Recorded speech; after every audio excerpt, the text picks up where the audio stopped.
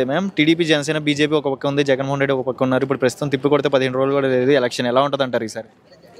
Sir నాకు తెలిసి వీళ్ళేదో మేమందరం కలిసాము అని చెప్పుకుంటున్నారు, కానీ నాకైతే మళ్ళీ వార్ వన్ సైడ్ అనే అనిపిస్తోంది.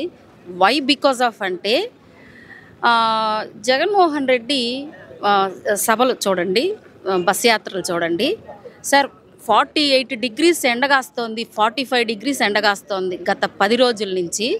సార్ మనం కాసేపు నించుంటేనే డిహైడ్రేట్ అయిపోతున్నాం. ఈ ఎండలో జగన్మోహన్ రెడ్డి కోసం 3 గంటలు 4 గంటల సేపు ఎండలో వెయిట్ చేస్తూ ఉన్నారు అని అంటే అది అభిమానం కాక ఇంకేముంటుంది?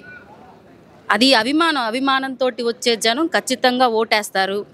సి సెక్టార్ పీపుల్ మైండ్లో జగన్మోహన్ రెడ్డి ఖచ్చితంగా శివతాండవం చేస్తున్నాడు. వాళ్ళ ఓటు ఒక్కటి కూడా బయటికి వెళ్ళదు. వారు ఖచ్చితంగా వన్ సైడే. ఏదైతే ప్రతిపక్ష పార్టీలు సంక్షేమం ఉంది, అభివృద్ధి లేదు అంటే, సార్ అభివృద్ధి లేదు అనే స్లోగన్ని బలంగా తీసుకెళ్తే ఆ అబద్ధాన్ని నిజం చేయొచ్చు అనుకుంటున్నారు. కానీ ఈరోజు వైజాగ్లో ఇన్ఫోసిస్ కానివ్వండి, ఈరోజు చాలా కంపెనీలు వచ్చాయి. వీటన్నిటినీ మీరు కళ్ళు తెరిచి ఆ పచ్చ కళ్ళద్దాలు బయటకు తీసి చూస్తే జగన్మోహన్ రెడ్డి ఏం అభివృద్ధి చేశాడు అనేది తెలుస్తుంది.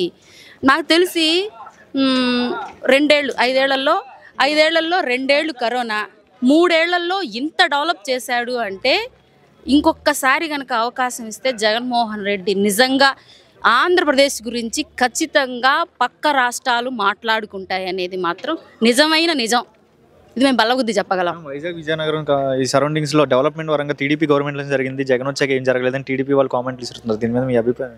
సార్ ఉద్దానం 2014 నుంచి 19 వరకు ఉద్దానం అనే స్లోగన్ తీసుకున్న పవన్ కళ్యాణ్ అనే వ్యక్తి ఈరోజు ఉద్దానంకి వెళ్ళి చూస్తే మేము అనుకుంటున్నాం, మేము కూడా ఒక బ్రాండ్ అంబాసిడర్గానే ఫీల్ అవుతున్నాం. ఎందుకంటే జగన్మోహన్ రెడ్డి ఉద్దానంలో 700 పైచిలుకు కోట్లతోటి శాశ్వత నీటి పరిష్కారం, 80 కోట్లతోటి కిడ్నీ రీసెర్చ్ సెంటర్ని ఏర్పాటు చేయడం అంటే సార్ ఈ దేశం మొత్తం మాట్లాడుకునేటువంటి అంశాన్ని డెవలప్మెంట్ ఇంకేం మాట్లాడాలి సార్?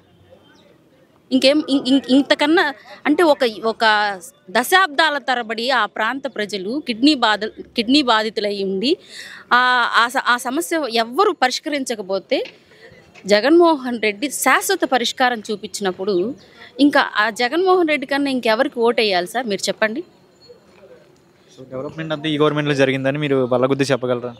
ఖచ్చితంగా ఈ రాష్ట్రంలో ఇప్పుడు జరిగినంత డెవలప్మెంట్ గత 5 ఏళ్లలో జరగలేదు. ఈ స్వతంత్రం వచ్చిన తర్వాత ఈ 70 ఏళ్లలో కూడా జరగలేదు.